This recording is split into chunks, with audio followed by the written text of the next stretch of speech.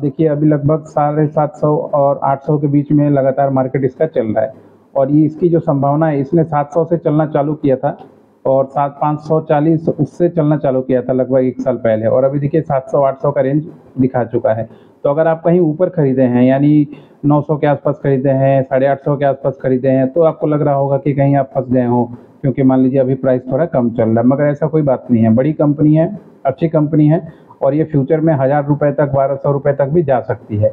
तो आपको अगर टारगेट बना के खरीदे हैं 1 साल के लिए, 1.5 साल के लिए, तो आपको रुकना चाहिए, क्योंकि ये एसबीआई है, गवर्नमेंट से रिलेटेड है। जितना भी सरकारी काम होता है, बैंकिंग काम होता है, सब में इसका यूज़ होता है।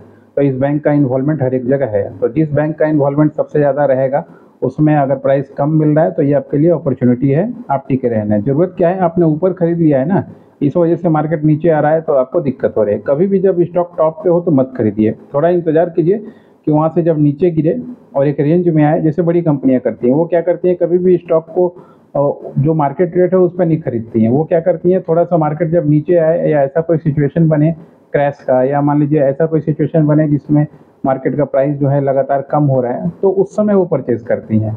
और आपको भी परचेजिंग का यही फार्मूला अपनाना चाहिए। हम लोग क्या करते हैं, जो न्यूज़ वगैरह या मान लीजिए मार्केट में देख रहे हैं, जब स्टॉक ब्रेकआउट कर गया तब हम लोग एंट्री मारते हैं, और जब हम लोग एंट्री मारते हैं तब पता चला स्टॉक नीचे की ओर जाता है। क्यों? क्योंकि जो पहले से खरीद के रखा हुआ है उसको एक अच्छा प्राइस मिल रहा है, तो वो क्यों बैठेगा, वो बेच के निकलेगा वहाँ पे। तो हम लोग को भी यही फार्मूला अपनाना चाहिए। जब मार्केट गिरा रहे, जब मार्केट धीरे धीरे 1 रुपये, 2 रुपये, 3 रुपये के बीच में लड़ाई कर रहा है, ज़्यादा नहीं बढ़ रहा है, उस समय आप धीरे धीरे खरीदिए।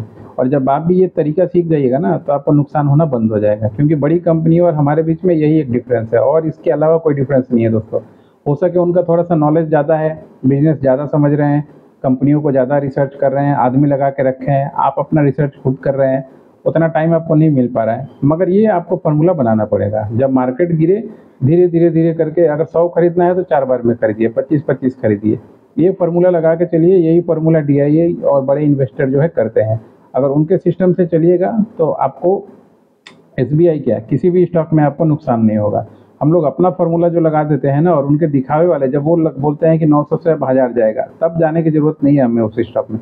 हमें उस स्टॉक में कब जाने की ज़रूरत है, जब 1000 से वो सीधा एकदम 800 पे आ जाए, 850 पे आ जाए, 9 पे आ जाए, तब उसको धीरे धीरे खरीदना है। ये फार्मूला अगर एसबीआई में लगाइएगा तो मार्केट हिट रहेगा। आशा करता हूँ राज जी, आपका दोनों क्वेश्चंस का जवाब हमने दे दिया, टाटा मोटर्स का भी दे दिया और एसबीआईएन का भी दे दिया। 9:08 हो रहा है, अब थोड़ी देर में मान लीजिए मार्केट सेटल हो जाएगा और फिर जो है चीज़ें दिखनी चली आएंगी।